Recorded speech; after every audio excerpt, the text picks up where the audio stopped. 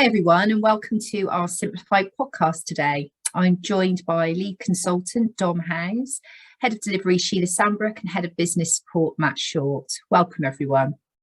Today we're going to talk about resourcing transformation, which is a hot topic not just for us in the industry, but right across everyone at the moment. Sheila, can I start with you? What challenges are our clients experiencing when resourcing change currently?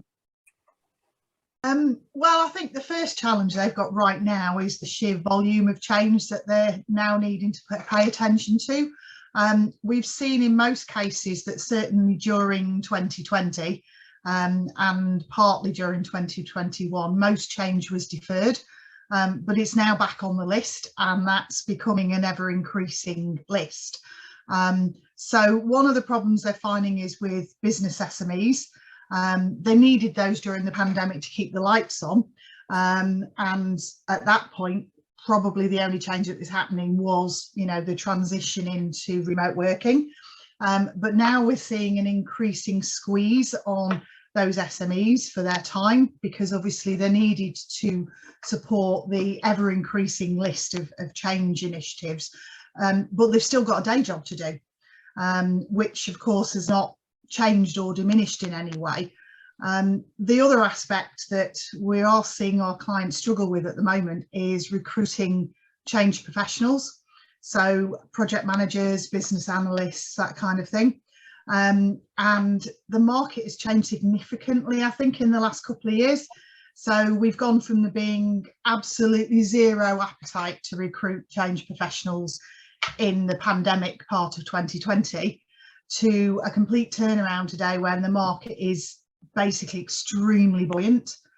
And then the third factor, I think, is we're also seeing that the market for the offshore sectors is really, really fast moving at the moment.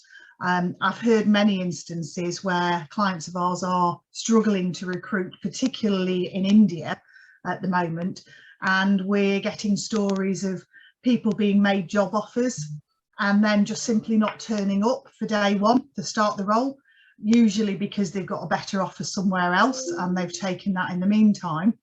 And then those people that are starting, there's a very quick turnaround. So often it's just a matter of weeks before they're leaving to take up their next opportunity elsewhere.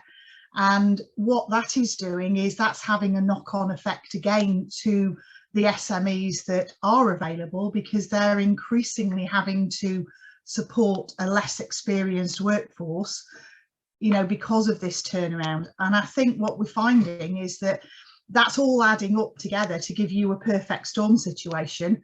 And our clients are really, really struggling in a lot of cases to be able to move change initiatives forwards, because they simply cannot resource the volume that they need to get through. Yeah. Dom, what do you believe is driving the current resourcing challenges that our clients are facing? Well, I think so. Sheila's mentioned a couple of those. So it's kind of simple demand and supply, isn't it? So the demand has increased dramatically. Change initiatives that were put on hold are restarting again. I think a lot of firms are looking a bit more strategically over the last few months, especially as the pandemic seems like it's, touch wood, coming to an end. They're starting to look at, what does the new world look like? Where should our attention be? And starting to look at starting some of those initiatives. So, and the other thing is as well, in terms of our industry in wealth management, we've seen a fairly sustained period of asset price inflation over the last couple of years, which inevitably makes it kind of funds some of the change management initiatives that people want to press ahead with. Whether that sustains given the recent volatility, we'll have to see, but it has been a bit of a driving force there. And then on the supply side, of course, we've got changes to ways of working. We've got more options for people. So I think there's some pretty headline grabbing statistics around the number of people who have left the workforce over the last couple of years. Particularly generalizing here, but older, maybe more experienced people who are fundamental to aid in the change management initiatives given their experience and their ways of working. And if we lose a big chunk of them, then it's obviously hard to replace them. I think we've also seen changes of ways of working in terms of, I think change management has been quite good at adapting to home working. A lot of jobs out there are advertising as home working. So, and whether that is the right thing for change management, whether that is in the long run going to be suitable, I suppose is up for debate. But a lot of people could pick and choose the roles that they want to go for, which may be a struggle, especially when you see high turnover rates and constantly needing to try and fill this demand that's out there. Yeah, so I mean, clearly capacity is an issue, isn't it, for us? But are we also seeing a shift in the capability required, and do we think that will change going forward? Yes, so that's a tricky one. I think there are, in terms of the types of initiatives that we're seeing, I think there are certain aspects which are going to need particular skills or experience. So I think we talk a lot about digitization, particularly in the recent past. That's accelerating and will continue to. So understanding digitization and customer experience is going to be really important. I think also having that strategic focus, outcome focused experience is going to be really key. So there's certain capabilities and experience that are going to be really in demand. I think the other way I was thinking about this recently was the way that some of the change initiatives have adapted over the last couple of years. So yes, there's still some big, large scale projects and programs that, we're involved in, some of them that have carried on over the last couple of years, but equally there's been a bit of a shift towards smaller, bespoke, more focused engagements.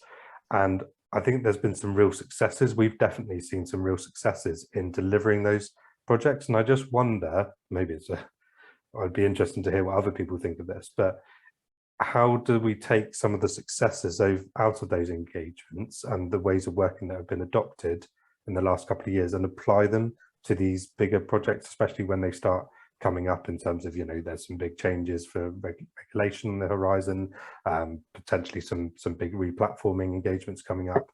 I think there needs to be a kind of evaluation of how we've adapted and how we can adopt some of those changes and ways of working going forward. Yeah, I think it's a really good point. I think some of the really large scale programs, they're a lot harder, they're a lot less nimble, shall we say, than some of the more focused pieces of work that can adapt to market conditions and indeed global pandemics and anything else that are thrown at them much more quickly than those large programs.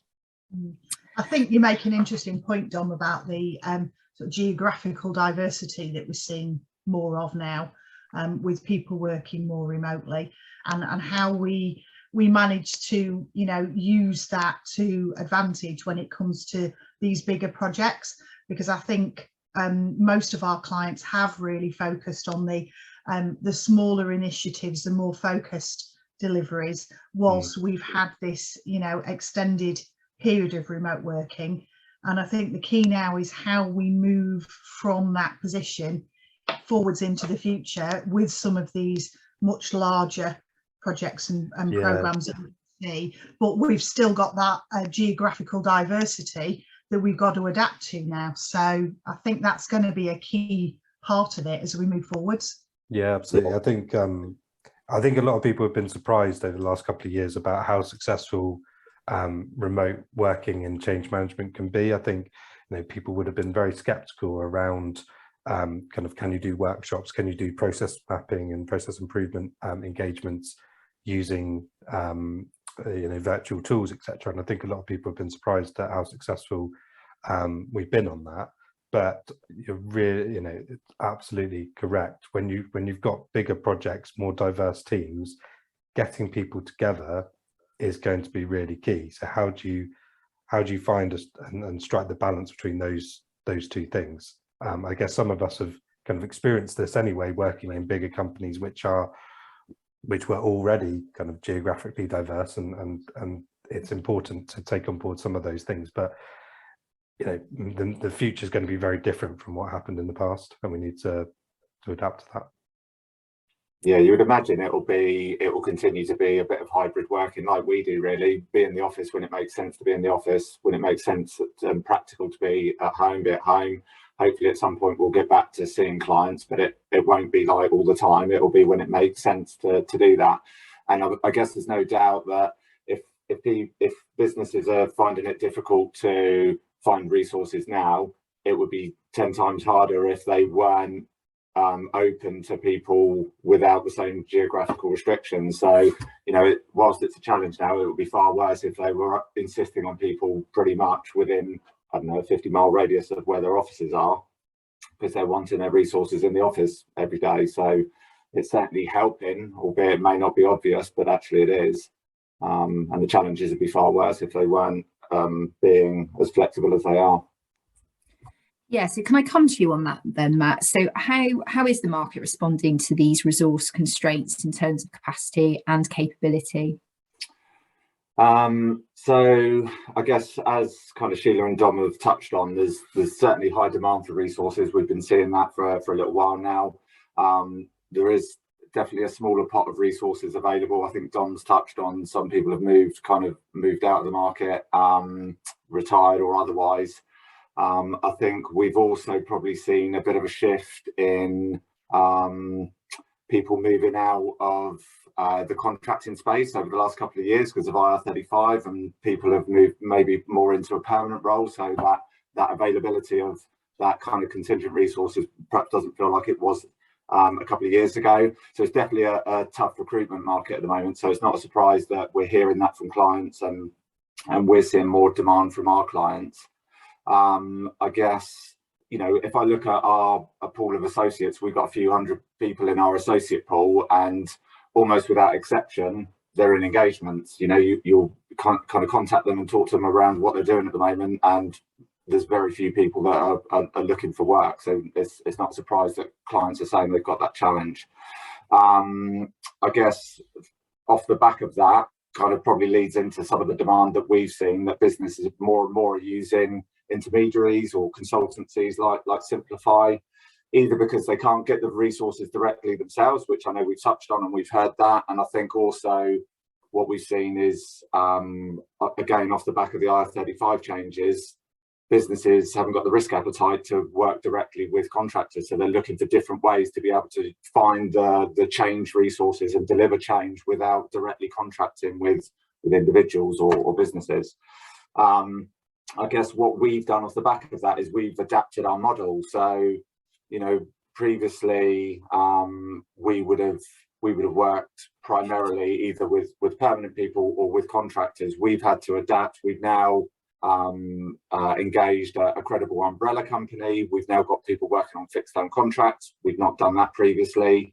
And, you know, we've basically had to adapt our model and work with people in a different way that reflects, I guess, how our clients want to operate with us. So I guess that's kind of what the market's done, and that's what we've had to do off the back of it to make sure that we move with the times, I guess. Fab. Well, I don't think the resource challenge is going to go away anytime soon, and probably a topic we'll come back to again in the future. Thank you for joining us today, and to the team for your insights. If you'd like to find more about how Simplify can support you, we're all contactable on LinkedIn, or you can visit our website, which is simplifyconsulting.co.uk. Thanks very much.